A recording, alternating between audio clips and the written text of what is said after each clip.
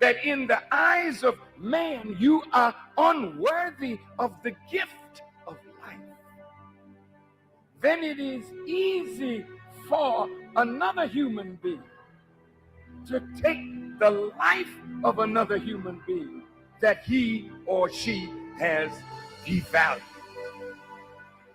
Black life in America is devalued. Hispanic life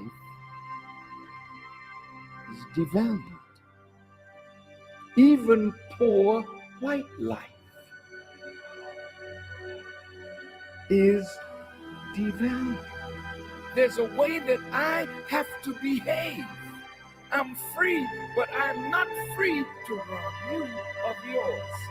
I'm not free to take from you what does not belong to me. So if I will construct my life according to these righteous principles, then between man and man, man and woman, peace. Between race and race, peace. Between rich and poor, peace. We have our beautiful Mexican family. This once was theirs. So you can't say to them they are aliens. That's a horrible word to use for former owners. I see my indigenous family here. Many tribes, but they're really one great nation of people that now must be reunited with themselves. So it's their time now, as well as ours, that God would intervene in our affairs and bring the bottom rail to the top.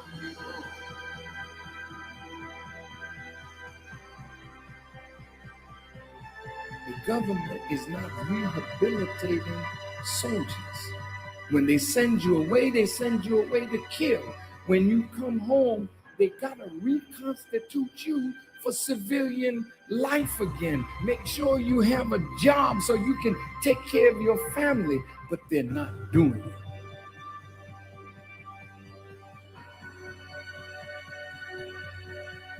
The Honorable Elijah Muhammad says, a woman can do anything that a man does, and the only thing he forbids the woman to do is the thing that degrades her.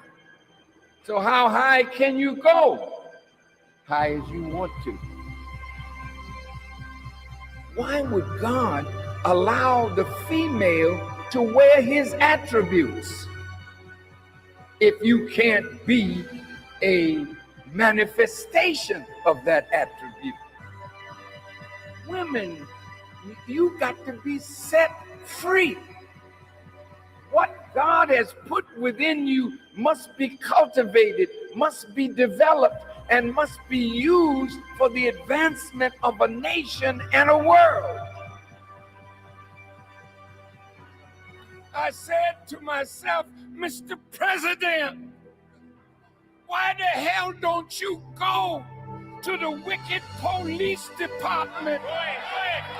Why the hell don't you stand up and tell them that your killing of black youth and brown youth is not gonna hold no more? Why don't you stand up?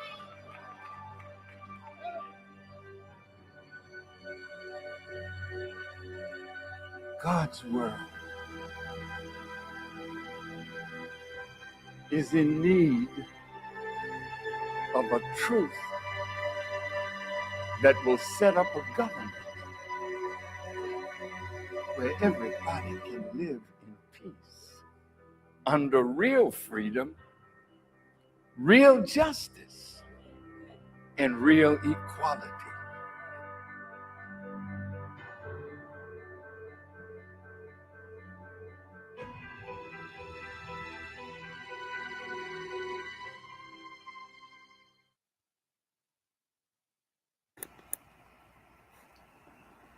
Ready for Evolution. Welcome to another edition of Class is in Session.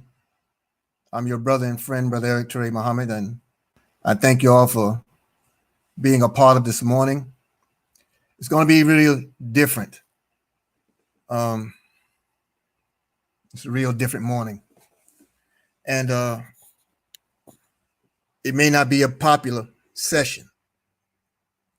So I'm forewarning you now. So if you hear something you don't particularly care for, if you see a certain emotion or you don't want anything expressed, then just get off the stream. We'll understand.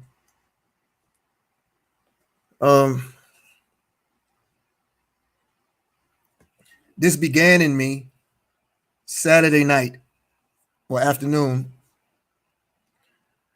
when I was blessed to join Team Audacity on their virtual Super Saturday. And Sister Cece Mahone, and she opened up with some words, and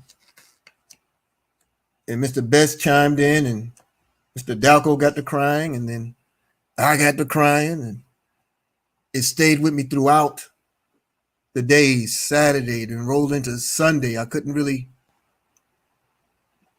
shake what was on me. And then I was blessed to be a part of the virtual Super Sunday with the Chicago Wealth Builders Alliance, Brother Fred Moore and the team out there, Bill Lynch and everyone, and Ryan Forrester and so many greats. And I really appreciate the honor that they bestowed upon me to allow me to be a part. Sister Roz Range followed it everywhere. Edith Smith was there, so many of us, thank you. But I still couldn't shake it. I was just so full. And then I did a stream after it on my page yesterday evening, really trying to get it out of my system. I couldn't put together what it was that was affecting me so. And in the wee hours of this morning, it was understood. So I want to share with you about peaking. That's our discussion today. I left off a stream, so please forgive me. I'm going to go back to it right now. There's something else that needed to be seen in that presentation. So I apologize. Give me one moment.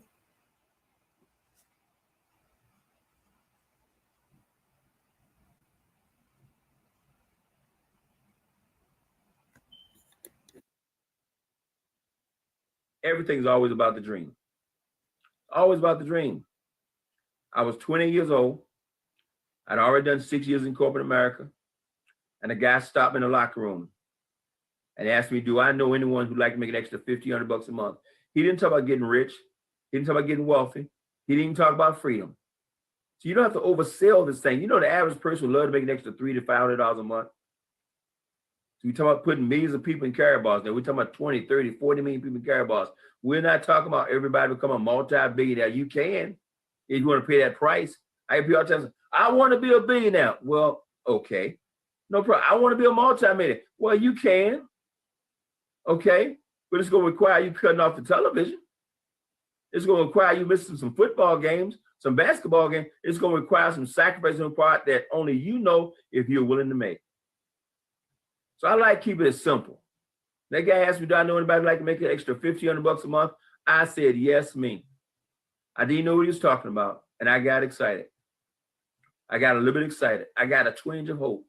That I was 6 years in corporate America. I mean, I'm 20 years old. Had my own home, 4 cars in the driveway, pool in the backyard. My wife was a flight attendant, so I could fly anywhere in the world pretty much for free or for peanuts. Okay, I had all the cars I wanted to drive, didn't buy insurance, didn't put gas in them.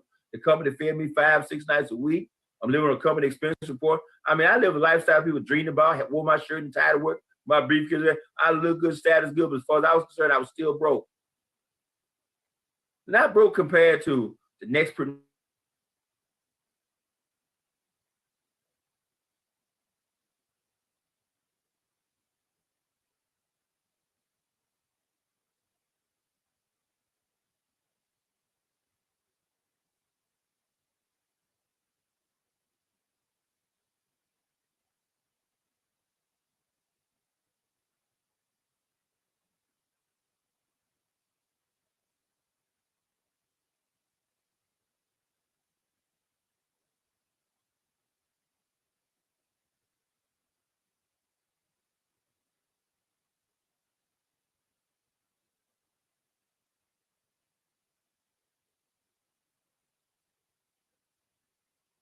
It's telling me browser has lost connection. Can you hear me, everyone?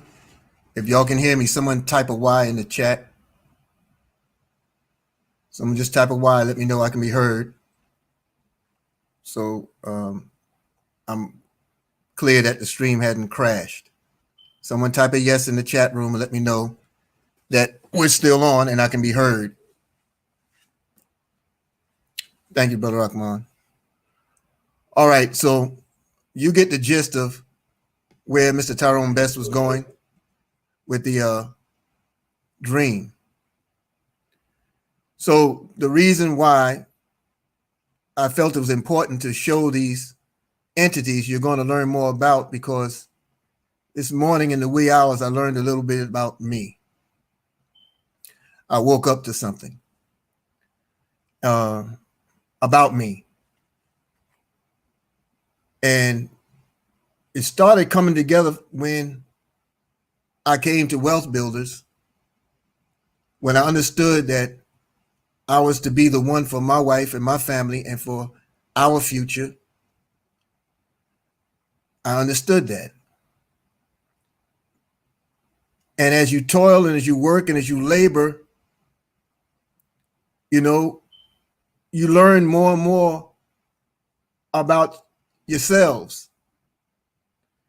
And there are junctures where it may prove slightly difficult. It may prove a little unnerving or uneasy. It may prove at times that, or not prove, but it raises doubt for some of us in terms of whether we can make it, or for some people, whether this thing is even real. You know, but as you continue to pursue and investigate, you grow. When you strengthen your belief, strengthen your attitude, and develop the courage to maintain a course, it begins to show itself more and more and more.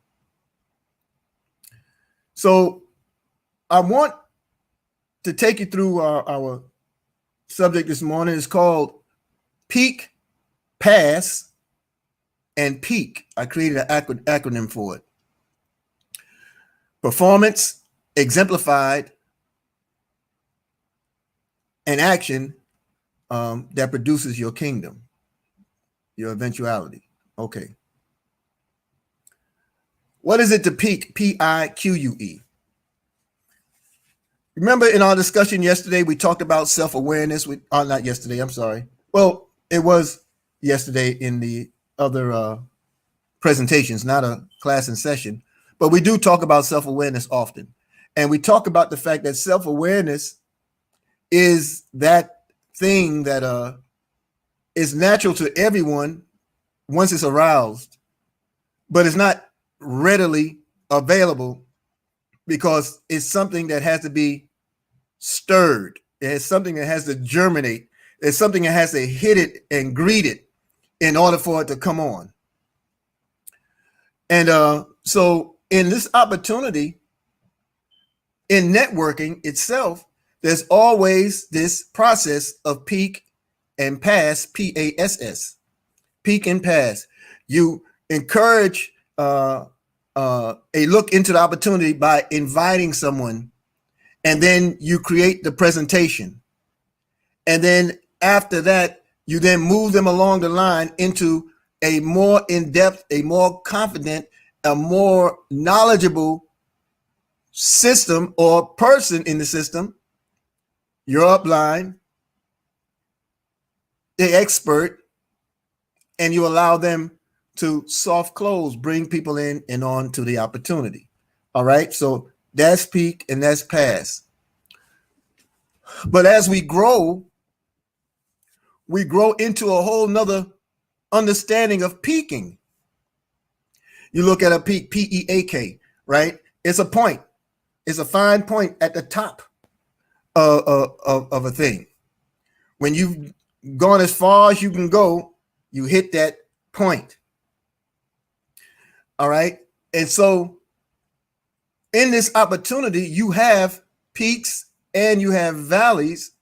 When you get to the top, of that opportunity, that's known as the tipping point, because you've reached, but you really haven't arrived. You what has arrived is the understanding of what can happen, who you are, whose you are, and where you might be. But at that point, when you stand at the peak of a mountain or a peak of a hill, you're made to look out into the horizon and you see more, right? You see more vastness. You see more skyline. You see more mountains to climb. You see more life. You see more of the creation. And you develop a whole new dream and vision to climb, right? Then what happens? You at that point, that peak, and then you hit the tipping point. Now you tip over and you come down with full momentum and drive into rallying your way up to that next peak. It's an ongoing, perpetual process. All right. So when we're talking about performance, we're talking about our why, our dream, our vision, our goals. And then we work towards them and then work through them with a tremendous measure of courage, because the whole world is divorced from understanding anything that we're a part of. They really are. They are really clueless to not networking per se, not even MLMs per se, but we're none of those. We're in the people building business. Now, many of us, because we've come through networking, direct sales, MLMs, we try to keep it as universal as possible. So we strive to stay away from hot buttons like race, people, ethnicities, religions, cultures, right? You know, politics. We try to keep it very generic and move forward. But I submit to you that that whole idea is gone now, because God has produced an equal playing field for everyone. And now it does not matter who you are, whose you are. What matters is your performance, your ability to excel. What is it that we have to do? We have to share a message. We have to share a word. We have to share an opportunity. Okay? And in sharing that opportunity, what does it do? Well, in fact, it allows us to exponentiate our growth, because people will embrace it, because at the same time that we were made to represent it, others are being made to receive it. I hope you understand where we're going with this. Well, before we get that far, let's go through some housekeeping rules. We got to keep up with the rules, y'all. Have you paid yourself first? Hey, Minister of Fun. Have you paid yourself first?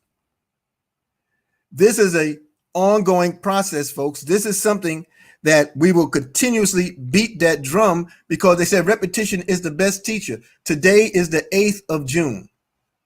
Okay. In 2 days, the month in the world of Karatbars ends. These are times that we examine our back office. We examine the personal referrals. We examine how many people are close to achieving rank. We examine how much more volume can we bring before the month's end, so that everyone receives the greatest reward in residual that can possibly be mustered. The commissions that people can actually achieve, because we are a team and there's no I in team. So we look to our back offices. I generally, out of a habit, at the 30th day of each month, well, the exception of February, of course, the last day of that month, I know that I have 11 more days or 10 more days before the close of the month in the world of Karatbars. So I start combing through the organization. I look at my sponsorships, those that I sponsored into the opportunity, seeing how well they're progressing, how well they're maintaining, if they're close to achieving rank. Why is that important? Because that means that they're close to garnering a higher commission in their savings organization. So we do everything we can to rally around them in support of them realizing that advance. And why do we do that? We're not adding false airs or anything like that. It's just a matter of understanding that you cannot be successful in this business, truthfully, if you're not willing to help others. And helping someone in your downline, if you excuse the term, helping someone in your organization helps you too, because you're creating volume. You see? So these are times that I normally use. So I consistently beat the drum about paying ourselves first, because we don't think with our pockets. We don't know when the next advantage comes to any individual, where they might have a little something that they just need to be reminded that is worth nothing unless they move it into an asset. Okay? So pay yourself first, folks. Think about those that are here after you're gone. And then, of course, 10:45 a.m. is our Mighty Monday Power Call. 10:45 a.m. Eastern, www.goldrocks.info. Okay? And I believe it's Mr. Dalco this morning. And then I believe it's Mr. Dalco, either Mr. Dalco or Mr. Rodney Roach, one of the two. And then at 12 noon, you have the presentation from Dr. Hollins giving the live wealth building presentation. And then this evening, we have another presentation at 9 p.m. You want to tune in for all of those. And I love this quote: the way to change the nature of our experiences is to change the nature of our thoughts. Okay. And then, of course, 8 p.m. tonight on Kalfani Radio, we have Abundance is Your Birthright, our weekly show there with Sister Katora Bryan and Sister Hafisa Touré. And by all means, it's every Monday night, 8 p.m. Eastern on the Kalfani Radio Facebook page. You want to chime on in. So big ups to Golden Alchemy, the Gold Alchemy Group, rather, and of course, Kalfani Radio and Brother Khalito Muhammad from Strong Island, New York. All right, folks. Wealth is a mindset. Wealth is truly a mindset. And we hinted at this yesterday when I was blessed to speak at the Chicago Wealth Builders Alliance. And I couldn't really flush it all the way out because I was still full trying to figure out where I was going with my spirit. And wealth is truly, truly, truly a mindset. I used to say in the mosque and in the church how true wealth was in the spirit. Because I used to read in the scriptures, as a man thinketh in his heart, so is he. Okay, so to me, it was a matter of attitude. It was a matter of armor. It was a matter of uniform. It was a matter of wearing a narrative that you were in control of. So I always declared myself wealthy. And then it started moving towards me, the wealth, as I grew, and unbeknownst to me, it was a gradual, slow roll, because I wasn't actually in pursuit of it. I just declared it. And see, this is the power of declaration. When you declare a thing, you've willed it into existence. Oh, ma'am, I need to tell you that you're expecting child. Oh, I can't wait to tell my husband. Right? Well, conception didn't begin when the doctor let you know the results. Conception came about when sperm met ovum. It was a wrap. You see? So wealth and declaration, rather, follows that same process. You say be, and as long as it is here, and it's in your subconscious, because now you've programmed yourself to move toward a conscious activity. My father always taught me that the duty of the subconscious is to teach the unconscious or make the unconscious aware of conscious behavior. The Honorable Elijah Muhammad taught us that the duty of the civilized man is to teach civilization to the uncivilized. It follows the same pattern. That's right, Sister Cece. How will they know unless there is a teacher? You see? So when we think like this, when we create the marching order, if you say, I want a thing, I want a thing, I want a thing, then the universe will give you what you want, but not necessarily what you're declaring. Because as long as you remain in want, you'll stay in want. As long as you remain in lack, you'll stay in lack. But as long as you declare the abundance now, well, you put something in motion.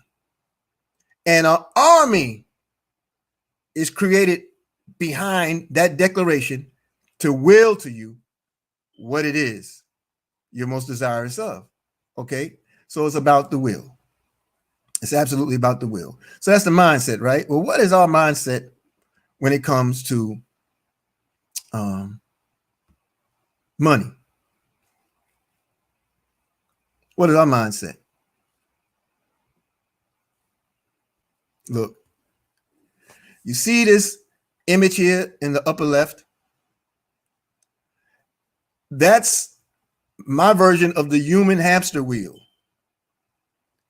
We continuously do the same thing, chasing the same piece of paper, hoping for the same results, and all we do is bump our head or walk off the peak, fall down to the ground, and start over and do the process over and over again, hurting like hell, but can't figure out anything else because we don't know anything else. And fiat currency is paper money that will eventually return to its intrinsic value. I don't care where it is in the world, anyone that uses paper as money, anyone that has a assetless backed currency, they all have the same commonality. At any time, they can be worth zero. So you see the US dollar going to hell, right? You see the dollar going to hell, but our mindset around it has not. And then they give you fake images. You know, I'm talking about right in particular now, the United States. Look, here's one of the fake images. That right there is the Venezuelan bolivar. 1 million bolivar is equal to $1 US. Now you may look at that and say, ooh, the dollar is powerful. No, the bolivar is powerless. And if your dollar's already here tanking with that arrow going down, when you see images like this, it creates the illusion that there's power behind that piece of paper that you hold. There's no power behind that. It's going to bring you right here. If the ink stays dry, you can use it to wipe with, blow your nose, whatever, because that's what's coming.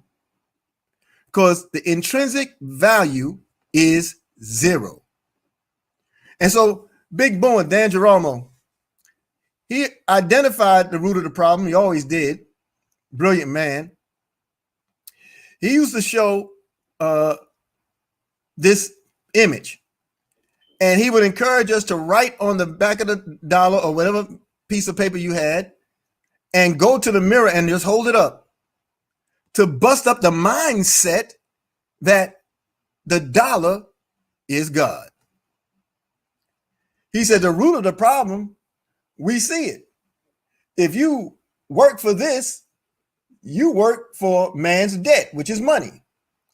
He said recognizing the problem is only the beginning of real solution, because whatever happens to this dollar happens to everything you have kept in dollars. So it's always important to get out of the dollar and exchange it for the asset. No one else knows that but those of us who are wealth builders, who really understand what we have. So how do we get to the point where we get out of the mindset? He had us write on the dollar. I did the exercise too. I stood in front of the mirror. It only took me about an hour or two. The dollar read on the back, I wrote, I am a piece of paper and I control your entire life. If that was an intervention for your behind, nothing else is. So What do we have in our coffer? What do we have in our corner? What do we have in our favor? This is Zimbabwe. Now, mind you, these images I'm showing you now is this time last year, 2019. 2019. Al Murray says, matter of fact, Brother Al, let me see if I can show that. 1913, the US dollar was worth $1. In 2020, the US dollar is worth 4 cents. 4 cents, folks. If you have a $5 bill, that's 20 cents. What could you purchase with that? If anything, it'll cause a rash in your pocket or your hand just holding it. Dirty behind, valueless piece of paper. Exchange that for gold. I'm so glad the Minister of Fun is here. He knows what we're talking about. All right, look at Zimbabwe. This is this time last year, 2019. Okay. Hammered by hyperinflation rates, topping 250,000%, 250 million%. At their worst, the Zimbabwean dollar was largely abandoned in 2009 through reports suggesting the government is working to reintroduce the currency. That was the Zim dollar. Can you imagine having to carry a wheelbarrow full of cash to get a loaf of bread? That's how valueless it was. But, you know, there are other currencies that were the same way throughout Africa, throughout South America, throughout the world. This is Somali. That's a Somaliland shilling. I didn't say chilling. I said shilling. Nobody's looking to rob them for that cash. It's furniture. This is 1994 picture. The Somaliland shilling is, yes, you guessed it, the currency of Somaliland, a self-declared Republic of Somalia, introduced in 1994. Well, actually, we're talking about the history of it, but this is actually last year's picture. The shilling is worth nada outside the Republic. The currency isn't regarded as legal tender by the international community at all. Look. The illusion of America. This is Venezuela. In another twist, the minimum wage will be around 1,800 sovereign bolivars a month instead of 1.8 million, the equivalent of around $30, while the former exchange rate of 250,000 bolivars per US dollar will now increase to around 6 million, and inflation is set to reach 1 million% by the end of this year. That was 2019, folks.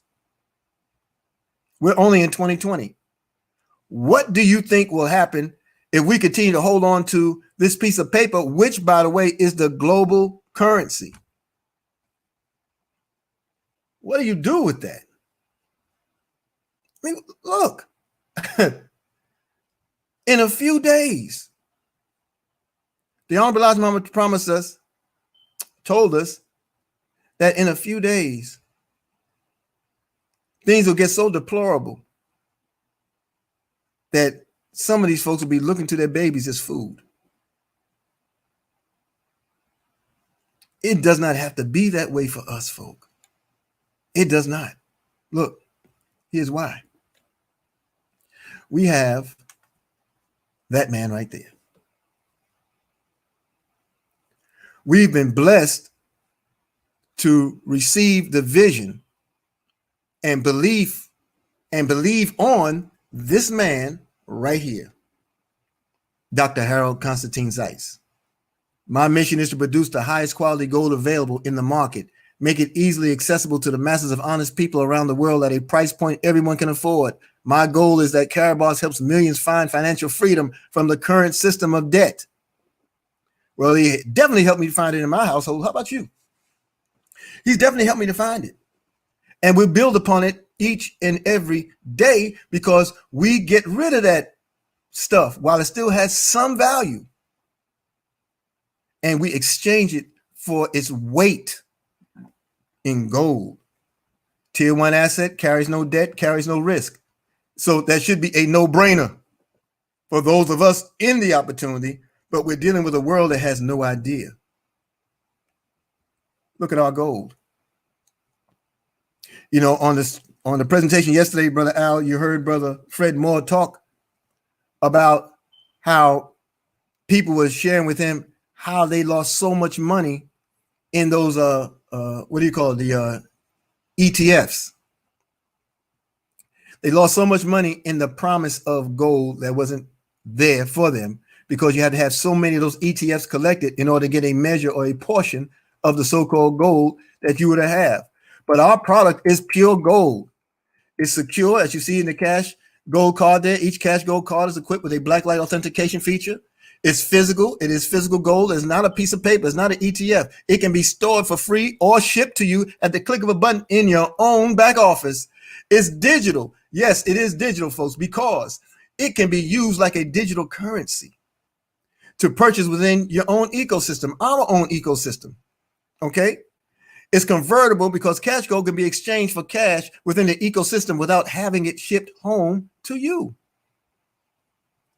And this is available to us now. This isn't some futuristic anything. This man saw the plan, went for it, and when it wasn't known, when there was no reason to trust it at all, God gave him a handful of people to absolutely trust the vision and trust the motion and direction of the man. And they came to an agreement. And one day we're going to see it in a book. No, there was no meeting on Jekyll Island, Georgia, but there was several that met, 7 or so, who said, look, Harold, you concentrate on making sure we get paid and we'll build your network. It's a magnificent, magnificent story. I was blessed and honored to sit with a member of that story. Several months ago, they called and reached out to me because they saw me on the Empower call with Dr. Tim and Lucian the Solution and Mr. Best, Mr. Dalco, and the Gordons, Dr. and Lady Lisa. And I went to meet him, and we sat for nearly 8 hours. Couldn't believe what I was learning and what I was being blessed to understand. You're going to get some of that understanding today. So you see how they tricked us with that madness there, right? That so-called power dollar, but here's ours. You see the difference? You see the difference? I don't know where the screen went, but we're going to deal with that in a second as well. I don't know where that screen went.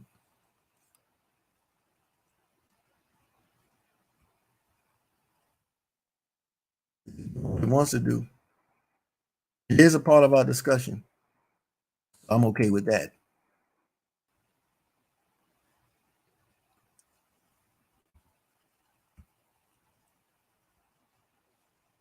It's not taking me out of the screen.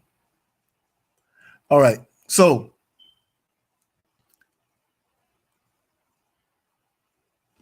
I'm just let it keep jumping until it figures out what it wants to do.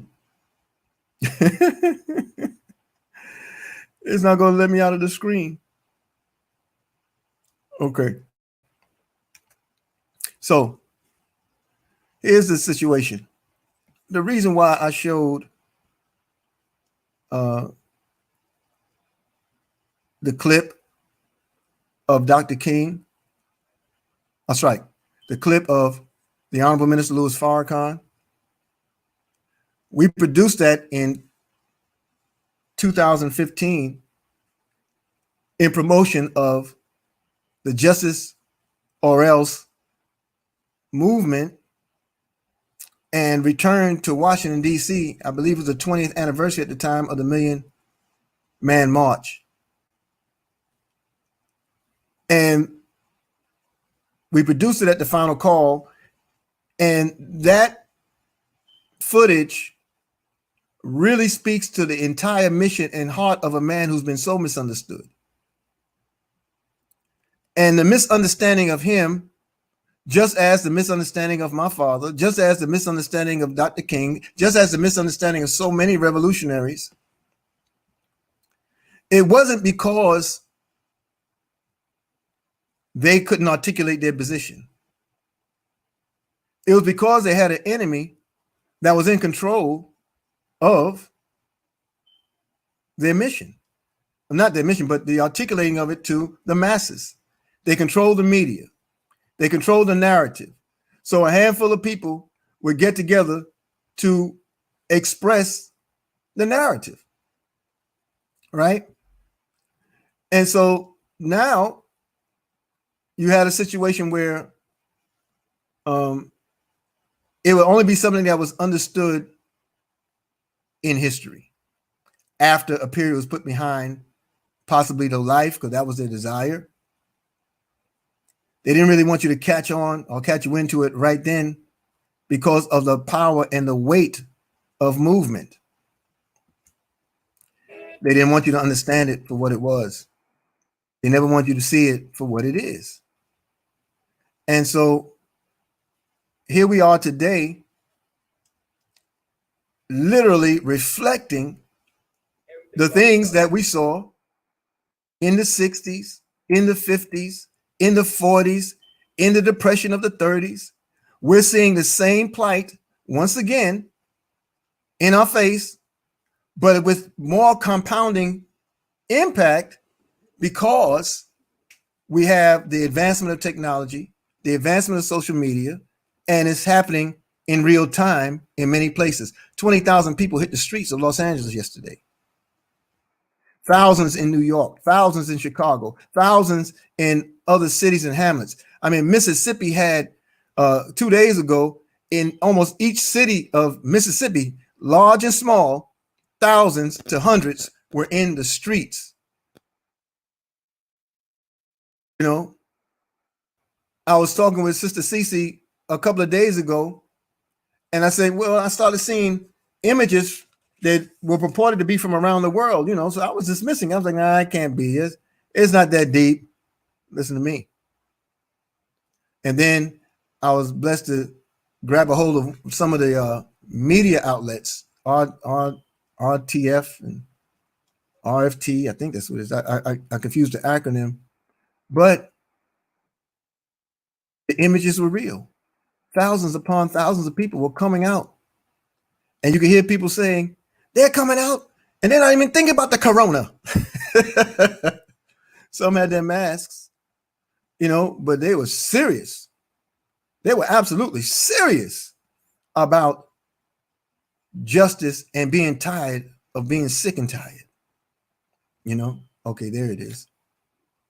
I guess it decided to come up on its own. Let's see if it works.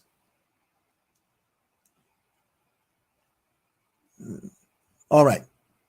So, understanding revolution, understanding revolutionaries, there's a mindset involved there. It's still doing the same thing. There's a mindset involved there. So I'll try to give it to you best I can. Okay. Look,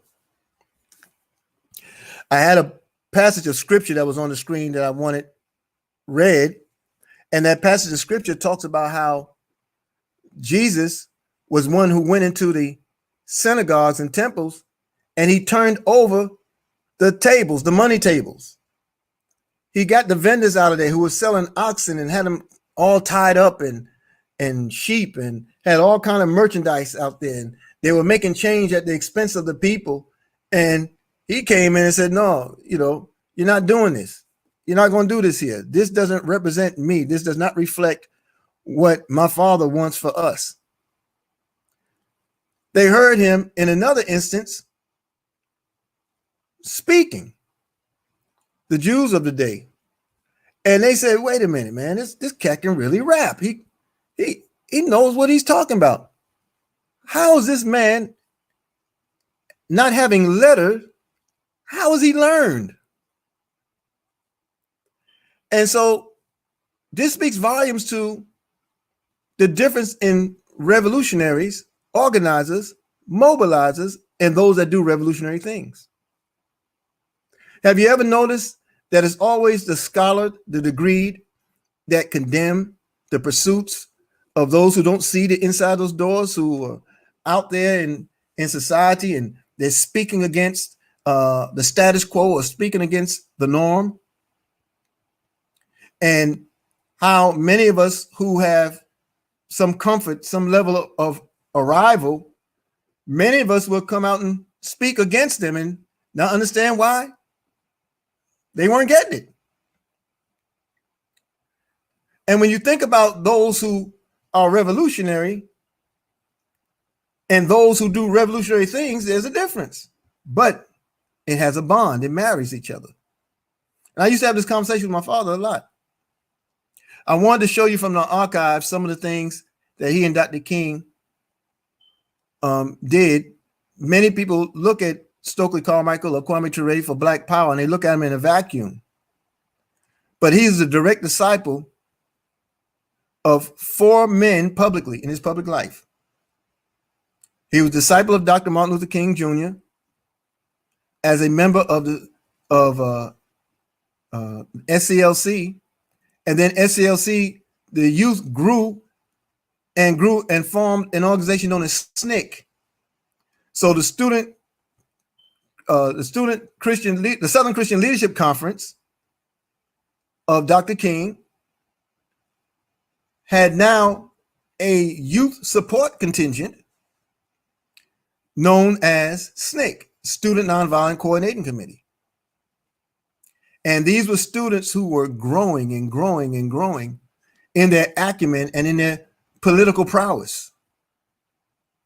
It was the students of SNCC who would advise Dr. King on the freedom rides. It was the students of SNCC who would be there with Dr. King and Dr. Abernathy and Reverend Fred Shuttlesworth out of Cincinnati and so many other greats, James Farmer, and so many greats were there. And they would be there with him, Dr. King, in these public events, and they would be there to secure him, And when many people just didn't understand the power of what he represented,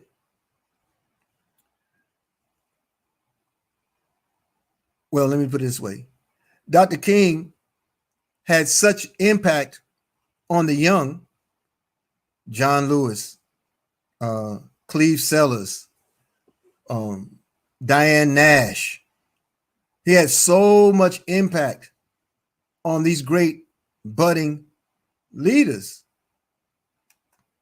that another arm was developed in support of the civil rights era known as SNCC.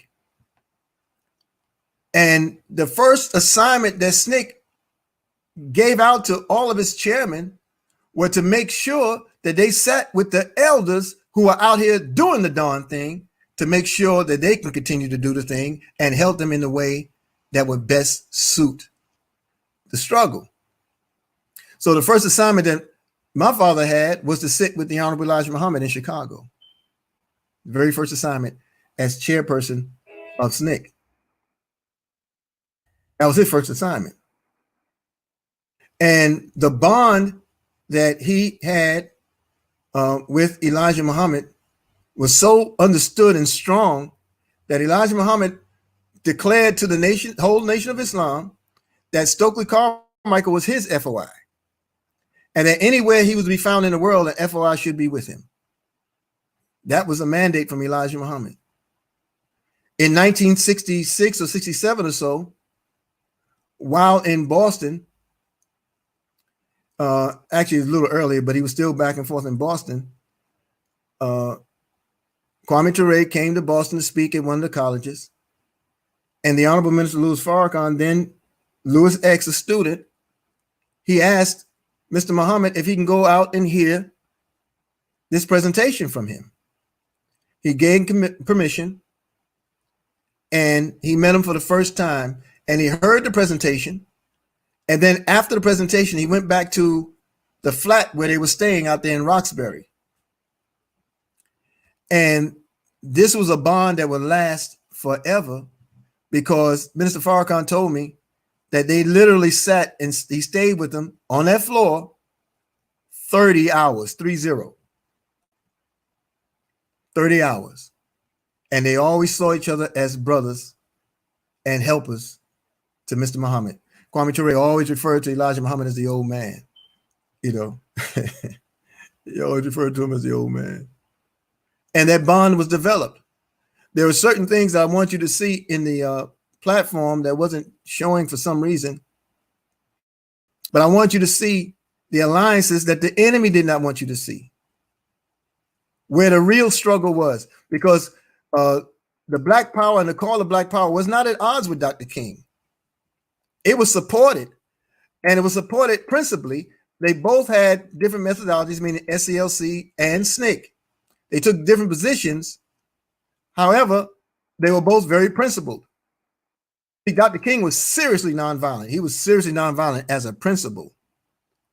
Well, the organizers of SNCC, they were nonviolent too, but only as a tactic. There's a huge difference. You know, there's a huge difference in that. So, but they had a bond, and media then would come along and play the bond. Didn't want people to recognize it for what it was. Okay.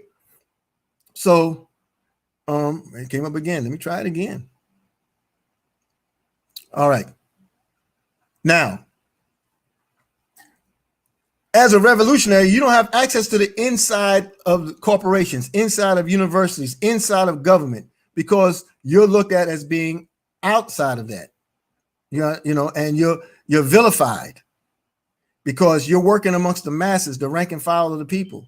But the power has always been in the people. Okay? So, but when a revolutionary can reach the conscious of the learned, it produces extraordinary revolutionary understandings. So, John, King James version of the Bible, John 7:15 says, and there was much murmuring among the people concerning him, talking about Jesus, right? For some said he is a good man. Others said, nay, but he deceived the people. Howbeit no man spake openly of him for fear of the Jews, right?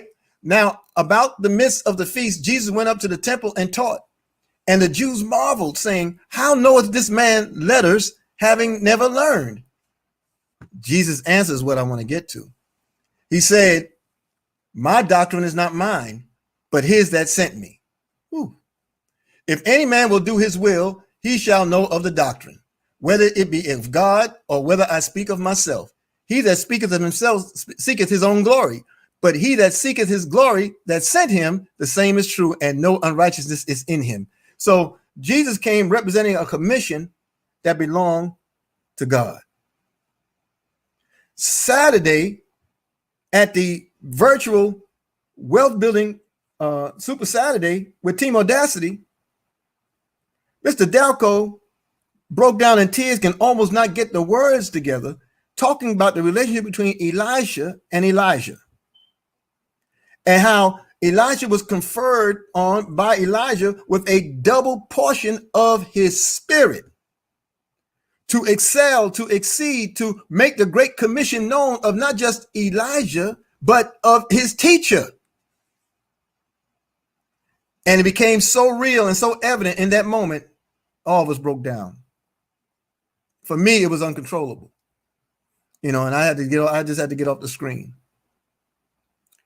And then when you look at the next portion of that passage there, it talks about how Jesus went into the temple of God and cast out all them that sold and bought in the temple, and overthrew the tables of the money changers and the seats of them that sold doves. He said unto them, it is written, my house shall be called the house of prayer, but ye have made it a den of thieves. So when you take revolutionary thought and make it available amongst the studied, the scholared, the corporate placed, and it finds a place in their heart, you piqued them. This is not condemnation of the scholar or the scholastic or the academia. You touch their soul that goes beyond the training. Then they learn things that they can do to contribute to the overall struggle. I'll give you an example. And I know we're closing, right? But here you have an example, Nipsey Russell, the comedian. Nipsey Russell was one of the most well-regarded comedians that white folks would ever embrace. But he took all his money and financed the Black Panther Party of Self-Defense. He financed the Student Nonviolent Coordinating Committee. He helped to finance the Nation of Islam with donations. He helped to finance SCLC. He kept his money moving around the struggle because he saw a bigger picture. It wasn't about him. It was about what he can do to help finance the freedom of the whole. Y'all loved Etta James, didn't you? Etta James was a follower of the Honorable Elijah Muhammad, but nobody knew it publicly. And she allowed her presence and her influence to affect change financially and materially for not just Mr. Muhammad, but for all Black struggle, because Elijah Muhammad was seen as the grandfather of struggle. So everybody met with Mr. Muhammad.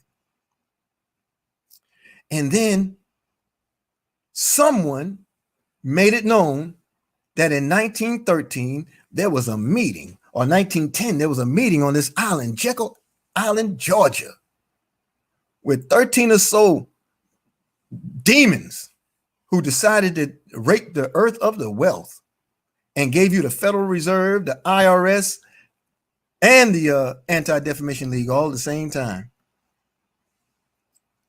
And when it became known and became evident, the learned started coming out. Eustace Mullins would come out with a presentation. Then you had the fellow with Behold the Pale Horse. You had so many people coming out with all kind of information regarding this scourge, what has been done to not just the American society, but to the world. You started hearing about the Rothschilds and the Rockefellers. Well, Elijah Muhammad only went to the 4th grade of school and didn't finish that.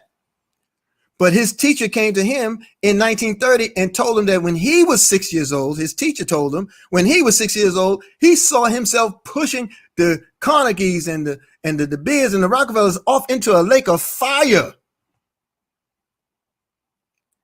And that vision comes through and comes true, right?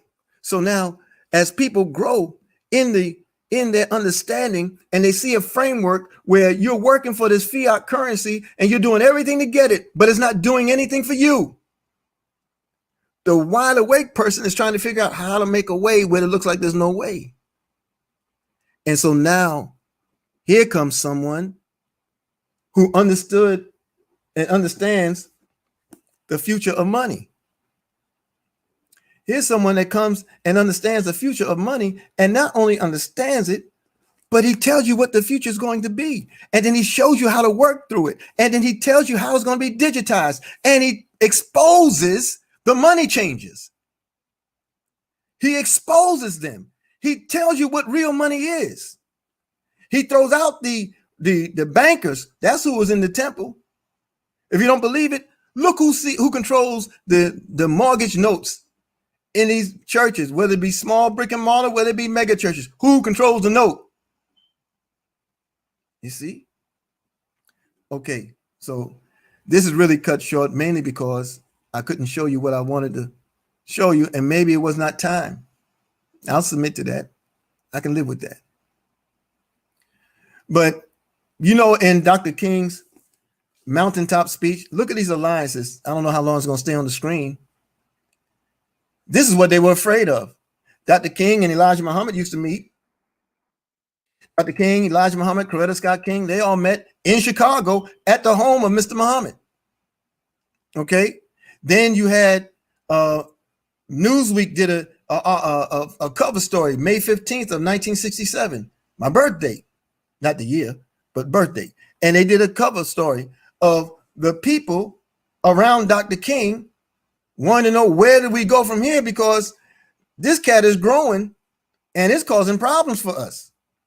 Then Jet Magazine came out with a feature of Dr. King and Stokely Carmichael showing their relationship. And this is what the enemy feared. They feared the power of a unity of people who saw peace as a principle, along with those who saw peace as a tactic. And the ones who saw it as a tactic were also learned because they were scholars now. You know the history of my father. He finished head of his class at Howard University. Before he even graduated, he was offered a deanship at the Wharton School of Business.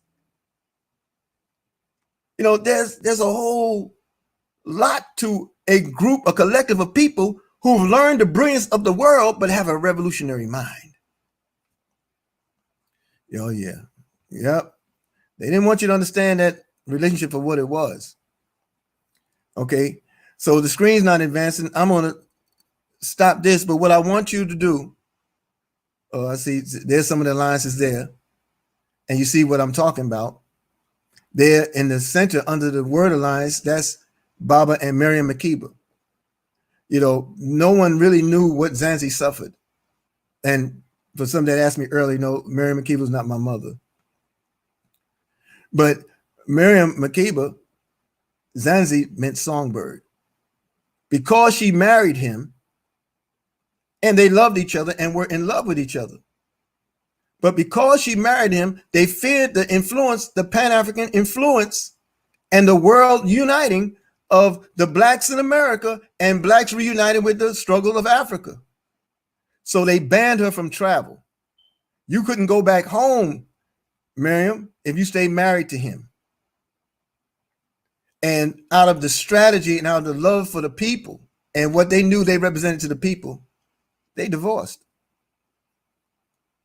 Yeah, there's a whole lot of these histories. Okay. And so alliances were formed. That's what they don't want you to see. So financial growth. Moving it on, it seems it's a real jump, right? How to build your savings in gold. So now tomorrow evening is an open house session, 6 p.m. in our 90-day run to wealth. Every third Tuesday, we open it up for everyone who did not enroll, so you can get some insight into how to build the wealth in your home and the opportunities that we've taken advantage of where it allowed us to enjoy and maximize growth in our household immediately. So the Zoom meeting ID is 814-1730-8223. I'm going to share that again. That's going to be Tuesday, June 9th, 6 p.m. Eastern. Zoom ID 814-1730-8223. Share it out to your teams. There's some very special guests who are going to carry the presentation tomorrow. You're going to love them. They've been monitoring and they love us for what we're doing. All right. So be aware of that. Now, in 1968, April 3rd, is credited with the last sermon of Dr. King. I've been to the mountaintop speech. That's what everyone calls it. And you only see roughly 3 to 6 minutes of it. But that speech was almost an hour, 45 or 46 minutes or so. And you really need to hear the speech, because one thing that he did, I'm not going to play it here, but I want you to go back and get it. One thing he said, never forget that collectively we are richer than all of the nations of the world, with the exception of 9. Did you ever think about that?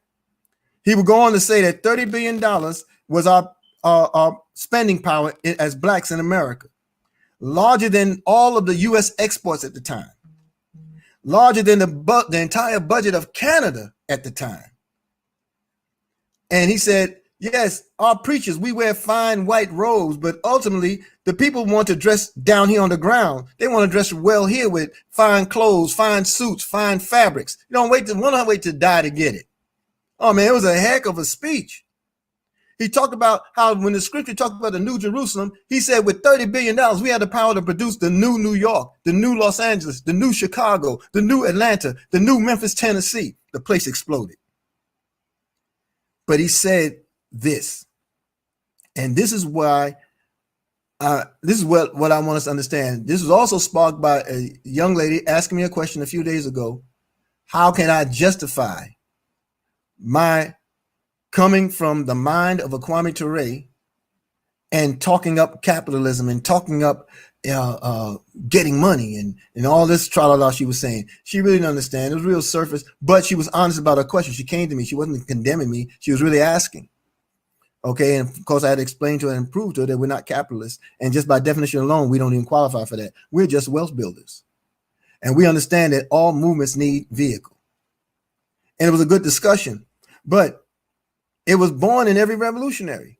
Look what Dr. King said.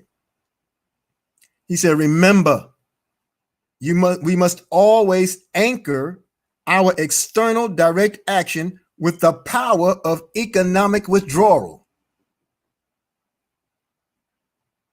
We can be in her, but we have to come out of her, he's saying. Now, there's no greater way to withdraw economically than by exchanging your paper dollars for gold in a system that they can't do anything with but support you and negotiate for something they can call their own themselves. So I want you to go to that mountaintop speech, April 3rd, 1968. I'm going to close playing the small portion of it so you understand that revolution and understanding revolutionaries, yeah, but we also need to understand people who do revolutionary things. See, you're in Wealth Builders right now, and you are moving, and you're doing things to finance your freedom, though you may still have the job, but that's okay. That's a revolutionary act. Some of us are free, and we're moving out in the breadths of the world to get them ready to receive you. That's also a revolutionary act. Okay, so we are all taking our part, but make no what's the word I'm looking for? Errors. Dr. Harold Constantine Sykes is an absolute revolutionary. He's a revolutionary. And I dare to say that Mr. Tyrone Best is, in fact, a revolutionary. Why? Because he is taking the culture of wealth and how to build wealth, along with Mr. Dalco and Mrs. Dalco and Mrs. Best and all those great minds that are coming together as a culture to teach us to hold on to what we acquire. That is revolutionary, and that has never been done amongst us in the annals of our history in the sojourn of America, and that makes them revolutionaries and part of a revolution. So with that being said, I'm going to play this clip with Dr. King, and it's going to close out. Remember your power call. Remember the other platforms that are going on just before the power call. Peace and power. Forward.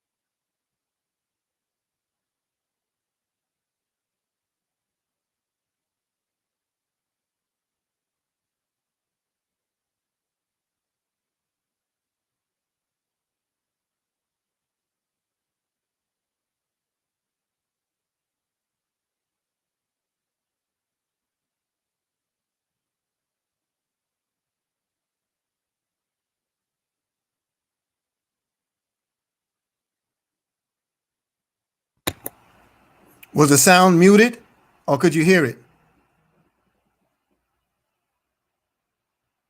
Stand by.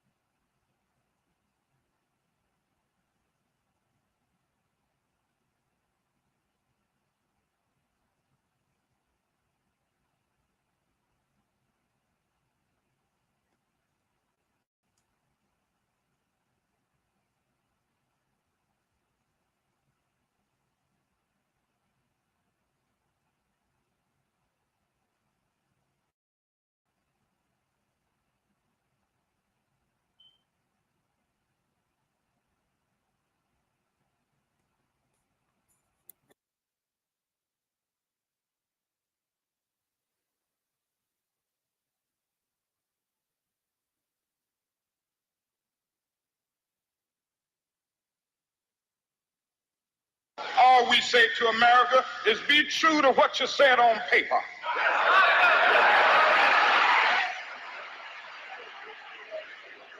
If I lived in China or even Russia or any totalitarian country, maybe I could understand some of these illegal injunctions. Maybe I could understand the denial of certain basic First Amendment privileges because they haven't committed themselves to that over there.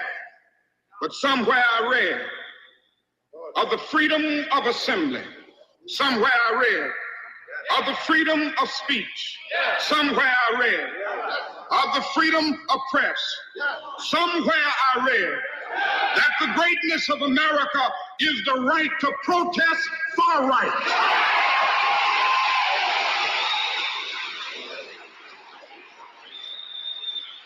And so just as I say we aren't going to let any dogs or water hoses turn us around, we aren't going to let any injunction turn us around.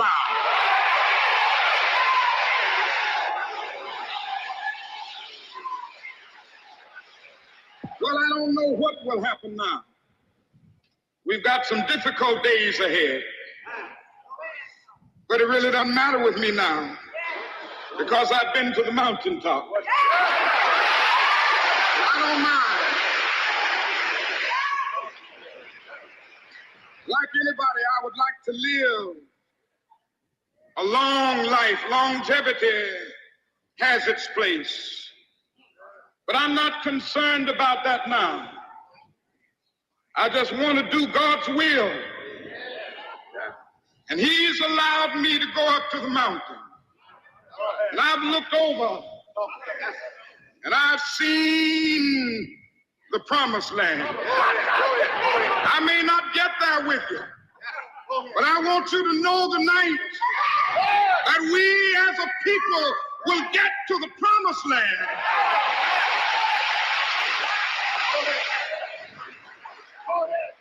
So I'm happy tonight. I'm not worried about anything. I'm not fearing any man. Mine eyes have seen the glory of the coming of the Lord.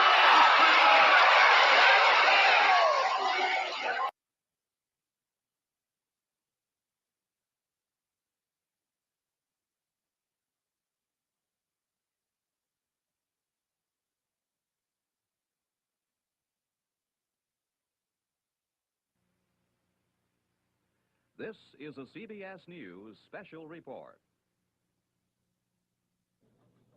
Dan Rather reporting for CBS News from New York. The Reverend Martin Luther King Jr. was shot to death by an assassin late today as he stood on a balcony in Memphis, Tennessee. Dr. King had planned to lead another civil rights march in Memphis next Monday. We got the latest on the story now from Russ Hodge, news director of WREC-TV.